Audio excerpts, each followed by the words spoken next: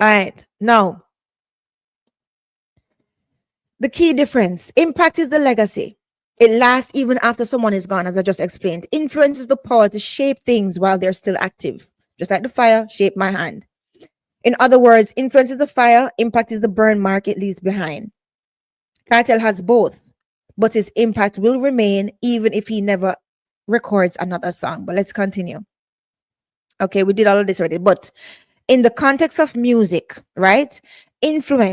Cultural influence refers to the power or the ability to affect the music culture or the work of other artists, often creating lasting change or inspiration. So, cultural influence usually runs so deep that it affects lasting change or inspiration. That means it becomes impact. Now, unlike reach, there's a difference now.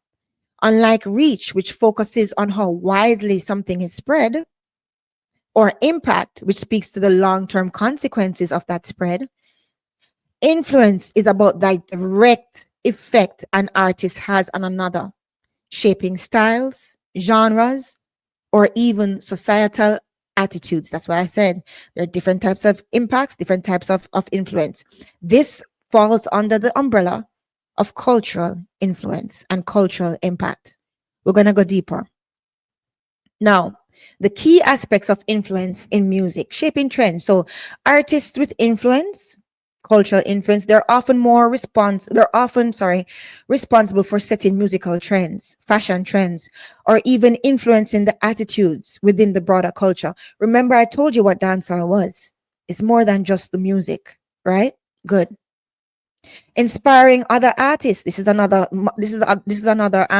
not matrix, Julia.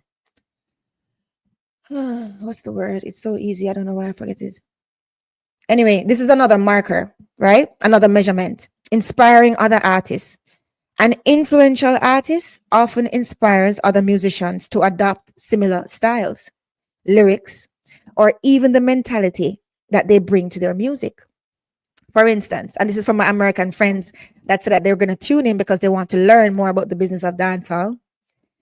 Michael Jackson's influence can be seen in the way many modern pop artists, even now, approach performance, how they approach choreography. You can even think about Chris Brown and musical production, right? You can think about holy part Bruno Mars, right?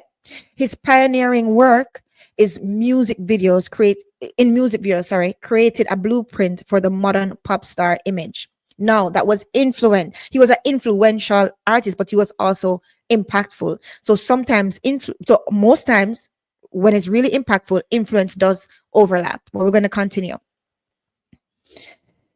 Right. So influence, it can fundamentally change the course of a genre or even give rise to new genres. Don't forget I said that. Remember, one of the foundational blocks was, what is the diaspora? I want you to think. I want you guys to be able to step back and see the forest for the trees. Okay? Remember, I always tell you guys, zoom in and zoom out. Zoom out this time. We're going to look at dancehall as a whole, holistically, right? Many artists who are seen as innovators in their field, they have shaped the music sounds in some way, even changing the production techniques or the songwriting approaches that others follow. Okay, don't forget I said that too. Kanye West, for example, he changed the way hip hop was produced. He incorporated new sounds and avant garde ideas into his albums that not only affected hip hop, but also mainstream pop and other genres. Now, there's cultural and social influence as well, right?